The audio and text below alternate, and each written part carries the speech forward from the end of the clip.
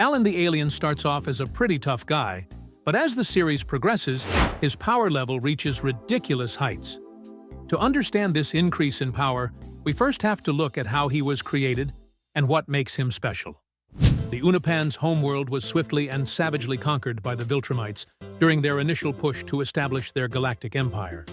The surviving Omnimans fled to the stars in search of a new home.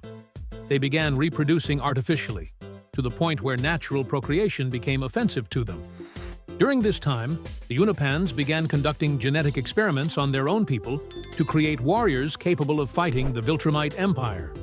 These experiments were mostly a dismal failure, producing horribly disfigured children, except for one.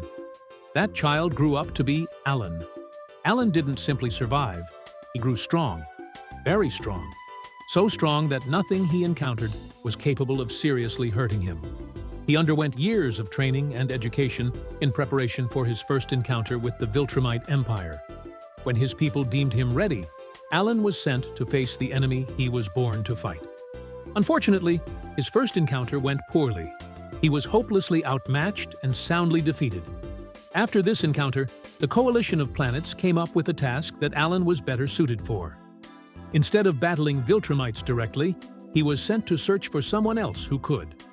Alan began traveling from planet to planet, doing battle with each world's chosen warrior, testing them for their potential not only as champions, but also as potential allies against the Viltrumites. He found very few that could stand against him, much less face down an adult Viltrumite. When Alan came to Earth, he faced an extremely powerful being, Omni-Man. The two had a fierce battle, where Alan was defeated not once, not twice, but 3 separate times over a span of 15 years. But Alan was never seriously injured during any of these fights. Though the two never spoke, these battles gave Alan hope that he had finally found the help the Coalition needed. Alan returned to Earth one final time, as his schedule demanded. But this time, he discovered that a new champion would meet him, someone who introduced himself as Invincible. When Alan and Invincible first fought, Alan was noticeably stronger and more experienced. At this point, Mark was still relatively new to his powers, lacking refined combat skills and endurance. Alan, on the other hand, was a seasoned warrior trained extensively by the coalition of planets. During their fight, Alan dominated Mark with ease, effortlessly blocking his attacks and knocking him around without taking much damage. However, Alan wasn't trying to seriously hurt Mark. He was simply testing Earth's champion as part of his routine assessments. Compared to Omni-Man, though, Alan was significantly weaker. While he had incredible durability and regeneration, he lacked the raw power and combat mastery that made Omni-Man one of the most feared beings in the universe. So, in their first encounter, Alan was far beyond Mark, but nowhere near Omni-Man's level. It's worth noting that Alan had already encountered a Viltrumite before he started working for the Coalition, so it's possible that he was even weaker than base Invincible at that time, gaining significant strength only after that first brutal beatdown. When Invincible told Alan about being half Viltrumite and how his father abandoned his post, Alan was stunned. Never before had a Viltrumite abandoned a mission. After Alan left Invincible, he returned to Thalaskare, the capital of the Coalition of Planets, and delivered the good news to the Council. They were as excited as he was. Alan then went to his girlfriend's apartment, Tia. She belongs to another species known for being highly sexual, which proves troublesome for Alan, whose people forbid any form of physical love. However, their time together was cut short when a trio of Viltrumite assassins attacked. They questioned him about the veracity of his claims, and when they didn't get the answers they wanted, they ruthlessly ripped Alan apart, severing his arm, punching holes in his torso, and removing his eye. It was a one-sided beatdown. Alan was simply not strong enough to fight one Viltrumite, let alone 3. Despite this, Alan's resilience proved greater than the damage inflicted. His body was retrieved from space and taken to a Coalition hospital on Thalaskare, where he remained in a coma for several months. When he awakened, he discovered that he had become stronger. Much, much stronger. Thaddeus, one of the founders and current leader of the Coalition, revealed to Alan that his strength and durability were now at Viltrumite levels. This immense growth in power was a direct result of his species' unique biology. Though his body was shattered, his omniman physiology triggered an extreme regenerative response, accelerating mitosis and cellular fortification far beyond its previous limits. When he finally awoke, Alan's muscle fibers were denser, his skeletal structure reinforced, and his overall strength, speed, and durability had vastly amplified.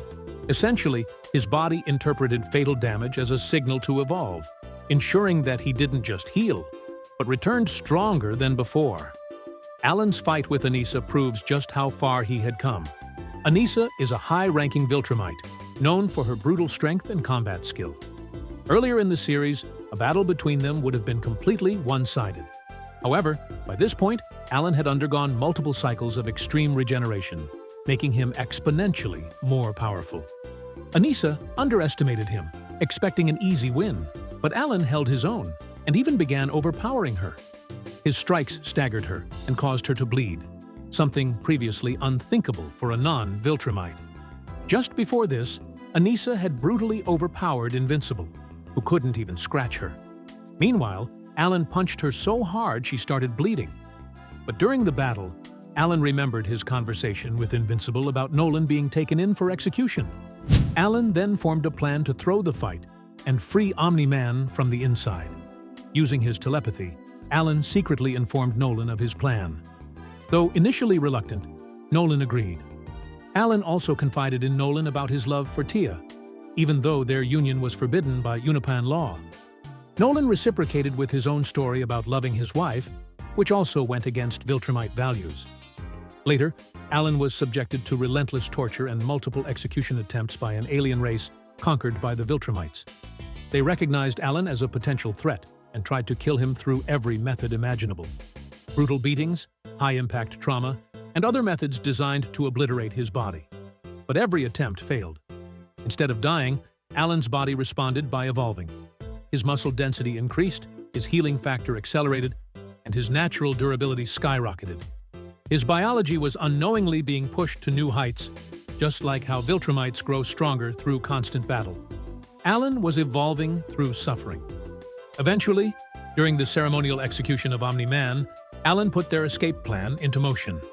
He broke free of his restraints, freed other prisoners, and scanned for potential allies, one of whom was Battle Beast. They stormed the execution room and fought the Viltrumites attempting to kill Nolan. Alan easily broke Nolan's restraints, once again showcasing his newfound strength. As they escaped into space, Alan was attacked by a Viltrumite. Nolan intervened, and together they killed him. But it likely wasn't a team effort. Alan's strength had grown so much that even Nolan was shocked when Alan landed the killing blow. It was the first time Alan had killed a pure-blooded elite Viltrumite. Later, when the Viltrumites attacked Talis Krea, Alan faced General Craig, a high-ranking and extremely powerful Viltrumite. For the first time, Alan dominated the fight. He didn't even get a nosebleed. When Alan went to planet Viltrum with his allies, he proved to both sides that he was the strongest warrior in the coalition. He saved Tech Jacket by decapitating his Viltrumite captor and killed another by impaling him through the stomach and out of the mouth. These weren't just any Viltrumites. They were near the level of Omni-Man, Anissa, and Craig. The fact that Alan killed them so easily put him just behind Thragg in terms of raw power. During the war, Alan was attacked by 5 adult Viltrumites. They broke his arm. But other than that, he was fine. Even 5 elite warriors weren't enough to kill him. Alan might have been too powerful at this point. Later, Alan survived a bomb specifically designed to kill him, part of an assassination attempt by coalition rebels who opposed his leadership. Though the bomb destroyed most of his body, Alan survived, and once again, his physiology evolved. When he healed, he developed a new layer of natural armored scales that acted as a protective shield against explosions, heat, and trauma. This transformation pushed him even further, making him not only stronger than elite Viltrumites, but more resistant to weapons that would have previously been fatal. Alan never fought anyone stronger than him again, except for Thragg. Mark once attacked him out of grief for Oliver's death, but Alan sustained no damage other than a bleeding eye. During the final war, when Mark fought Thragg inside the sun, Alan saved him, emerging from the sun unscathed, thanks to his new scales.